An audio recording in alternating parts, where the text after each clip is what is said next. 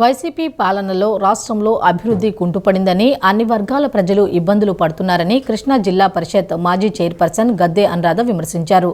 Land titling deed తీసుకువచ్చిన జగన్ ఆస్తులు దోచేస్తారని ప్రజలు ఆందోళన చెందుతున్నారని అన్నారు.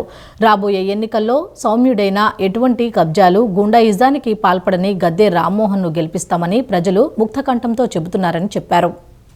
జనసేన, బీజేపీ పార్టీలు బలపరిచిన తెలుగుదేశం పార్టీ అభ్యర్థులు గద్దె రామ్మోహన్, ఎంపీగా కేశినేని శివనాథ్ విజయాన్ని కాంక్షిస్తూ జిల్లా పరిషత్ మాజీ చైర్పర్సన్ గద్దె అనురాధ విజయవాడ తూర్పు నియోజకవర్గం 9వ డివిజన్లో ప్రచార కార్యక్రమం నిర్వహించారు. ఇంటింటికి వెళ్లి సూపర్ 6 పథకాల కరపత్రాలను పంపిణీ చేశారు. రాష్ట్ర నియోజకవర్గ అభివృద్ధికి తెలుగుదేశం పార్టీకి ఓట్లు వేసి గెలిపించాలని కోరారు. అనంతరం ఆమె మీడియాతో మాట్లాడుతూ, జగన్మోహన్ రెడ్డి ముఖ్యమంత్రి అయిన తర్వాత రాష్ట్రంలో అభివృద్ధి, సంక్షేమం కుంటుపడిందని తెలిపారు. రాష్ట్రాన్ని గాడిలో పెట్టాలంటే చంద్రబాబు నాయుడు మళ్లీ ముఖ్యమంత్రి కావాలని, రాబోయే ఎన్నికల్లో తెలుగుదేశం పార్టీకి ఓటు వేసి గెలిపించాలని కోరారు. విశాఖలో భారీ ఎత్తున మాదక ద్రవ్యాల కంటైనర్ దొరకటం వైసీపీ ప్రభుత్వం తీరుకు అద్దం పడుతుందని గద్దె అనురాధ విమర్శించారు. నిరుద్యోగ యువత ఉద్యోగాలు లేక చెడు వ్యసనాల బారిన పడుతున్నారని ఆవేదన వ్యక్తం చేశారు. సౌమ్యుడైన గద్దె రామ్మోహన్ను గెలిపించాలని ఆమె అభ్యర్థించారు. వీళ్ళ ఆకాంక్షను వ్యక్తం చేస్తూ ఉన్నారు. తెలుగుదేశం ప్రభుత్వం అధికారంలోకి రావాలి.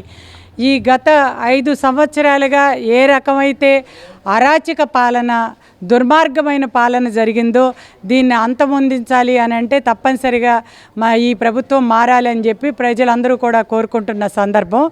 మరి ముఖ్యంగా మన విజయవాడ నగరానికి గతంలో ఎప్పుడూ లేని విధంగా ఇవాళ గంజాయి ఏర్లై పారుతూ ఉంది. అదేవిధంగా మద్యం ఏ రకంగా అయితే కల్తీ మద్యాన్ని ఇచ్చి ప్రభుత్వం ఏదైతే ఏర్పాటు చేయాలో ప్రజల ఆరోగ్యాన్ని నిర్లక్ష్యం చేసి వీళ్ళ ఆరోగ్యాల్ని చెడగొడతా ఉందని చెప్పి చెప్తా ఉన్నారు. ఇది కాకుండా నిన్న 1,00,000 కోట్ల కొకైన్ లాంటి డ్రగ్స్ దొరకటం ప్రతి ఒక్క కుటుంబాన్ని భయానికి లోన్ చేస్తూ ఉంది. మన చదువుకున్న బిడ్డలకి ఇవాళ గత 5 సంవత్సరాలుగా ఈ ప్రభుత్వంలో ఒక్క ఉద్యోగం అనేదే లేదు, ఒక గౌరవప్రదమైన ఉద్యోగం లేదు. ఒక చిన్న వాలంటీర్ ఉద్యోగాలని 5,000 రూపాయలు జీతం ఇచ్చి MBA ఇంజనీరింగ్ చదివిన వాళ్ళని కూడా వాలంటీర్లుగా వేసుకుని కేవలం ఈ వ్యవస్థల్ని నాశనం చేసి వాళ్ళ కాళ్ళ కింద తొక్కి పెడతా ఉన్నారు. వాళ్ళ ద్వారా అరాచక శక్తుల్ని పెంపొందిస్తూ ఉన్నారు.